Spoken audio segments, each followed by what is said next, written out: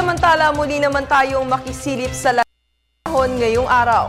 Live mula sa Pag-asa DOST, makakasama natin si Harry Bayona. Harry, kamusta ka naman?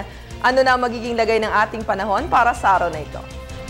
I'm good, Perceline. Ikaw naman, kamusta ka? No? I'm sure giniginaw ka ngayon, and true enough, talaga namang maginaw ang ating panahon dahil ngayon nga pong 4:50 ng umaga, naitala po natin ng 18.3 degrees Celsius sa temperatura. Dito po yan sa Pag-asa Science Garden. So malamig po yan, no? Ngayong araw nga po, dalhin po natin ang ating mga jacket sa ating pagpasok sa opisina at eskwela dahil tsak na magiging maginaw ang ating panahon. And for today, no, ang ating weather system sa bansa, ito nga pong tinatawag natin na Northeast Monsoon na partikular na makakaapekto dito po yan sa atin sa Luzon at ganun din sa Visayas. At gaya nga po na nakikita natin sa ating MTSAT imagery, no, clean and clear po yung ating mga kaulapan, no.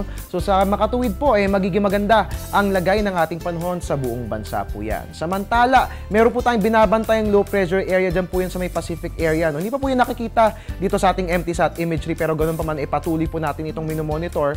At ayon nga po kay Pag-asa weather forecaster Fernando Cada, posibleng by Thursday o Friday, pumasok na ito dito po yan sa boundary ng Philippine Area of Responsibility at magbibigay po ito ng mga pag-ulan dyan sa Eastern Visayas at ganoon din sa Northern Mindanao at Caraga. Kung mapapansin nyo po, no, ito po mga lugar na aking nabanggit, ang mga lugar din na naapektuhan nito ni Bagyong Agaton. So ngayon pa lang, paghandaan na po natin ang mga pag-ulan na ating mararanasan. Again, by Thursday o Friday, inaasahan po natin magdadala ng mga pag-ulan. Ito pong low pressure area, dyan nga po yan sa mga nabanggit na lugar.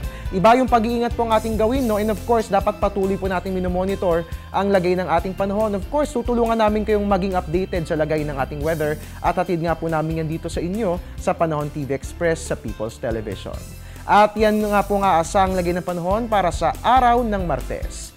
At yan po muna ang latest mula rito sa Pag-asa.